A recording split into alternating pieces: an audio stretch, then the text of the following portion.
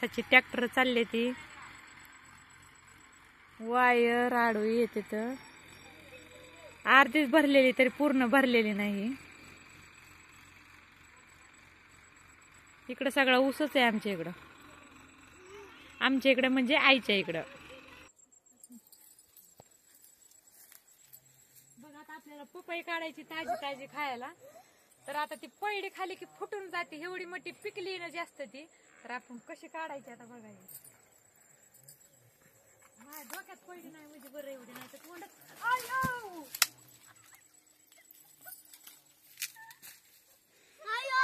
अरे देवा बघा आपल्या पपईचा सत्यानाश झाला सगळा. कशी फुटून गेली सगळी हातात खेचच आली नाही. तर याला शिकरणच झालं बघा. हे बघा सगळी फुटून गेली. नाहीतर म्हणलं होतं मस्त पुडी खायला येताना करून पण हे तर बघा काय झालं. अरे इकडं दादा थांब देते चिरून द्यायची. आता बघा ही कशी झाली पपई आमचं काय गावरान होती एवढी गोड तर लागली नाही तर लय छान होती. इकडे बघा कच्ची कशी पाडायची आता हे बघा बी आणि किती पिवळी जर निघली छान. आमची बाई आमची मम्मी वाहडं घेऊन आली. ऊस तोडायला चालूय. वाहडं आणायला गेली होती. धर ग ह्या हातात. दादू खायची का तुला? खावा. आता आमची ताईन ती खाते खावा. बघा हे आता इथं एवढं झाड होतं त्याला आता वर हिरवे आहेत. जास्त हिरवे येतात. तिकडे पेरूचं झाड आहे. त्या पेरूला पेरू पण मग एकच सापडला होता. पेरूच नाहीत आता जास्त त्याला. तर बघा मंडळी आपल्या आईच्या इकडचं तुम्हाला घर आणि दाखवायले मी आता मस्त माहेरला आलेली आईकड. तर इथं घेवड्याच्या शेंगा येतात. तर किती शेंगा लागल्या आता ह्या बघा. आणि हे आपलं आईचं घर आहे म्हणजे आमचं माहेर. ही एरंडाचं झाड आमची सगळी झाडं असतात इथं. एरंडाचं झाड तर नक्की माहितच असं सगळ्याला. चला आता ऊस खायला जायचंय. ऊस चालू आहे आणि तोडायला घेवड्या शेंगा मग बघितले की आता ऊस तोडायला जायचंय. किती आणलं का वाडा?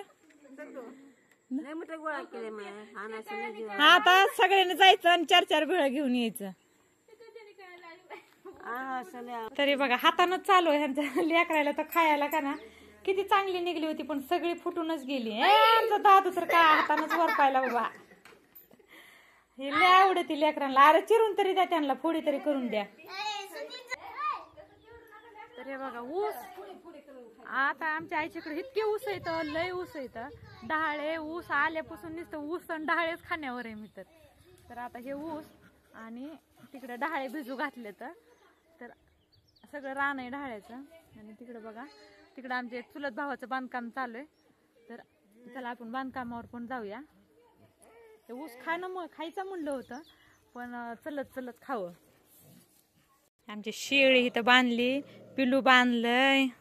तर हे बघा झाड कशाचं हे रुटीचं झाड आहे. तुम्हाला ओळखू आला असन.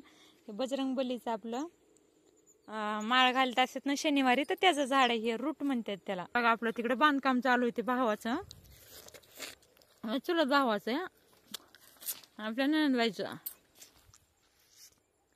चला आता हे ऊस खात तुम्हाला बांधकाम दाखवते मग. आणि तिकडे ऊसाच्या रानात जायचे जिथं ऊस तोडायला चालू आहे तिथं जी साखर खातात ना तुम्ही चहा मध्ये टाकून ते हे ऊस हे आपण साखर बनते ह्याच्यापासून. ते बघा फेस ह्या अशा रूम काढलेल्या आहेत. 6 रूम आहेत. तर आता हे आणि पाया भरायचा आहे. एवढं बांधकाम चालू आहे.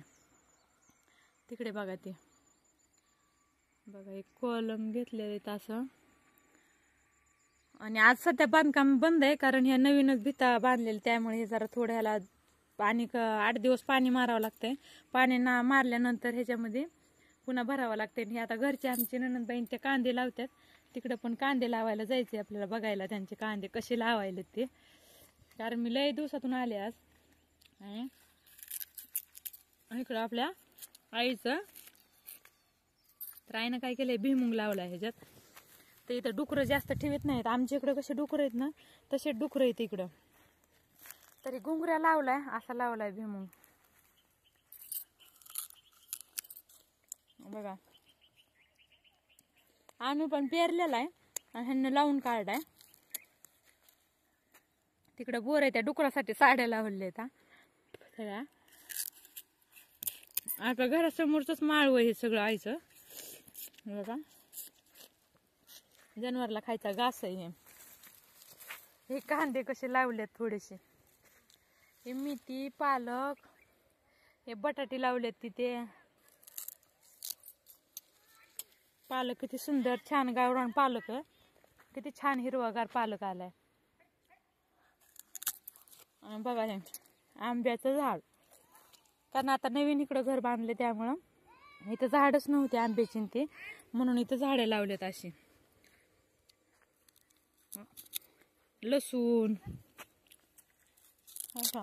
ही आहे लसूण, किती छान लसूण आलाय. माझं ऊस खायला चालूच आहे. हा का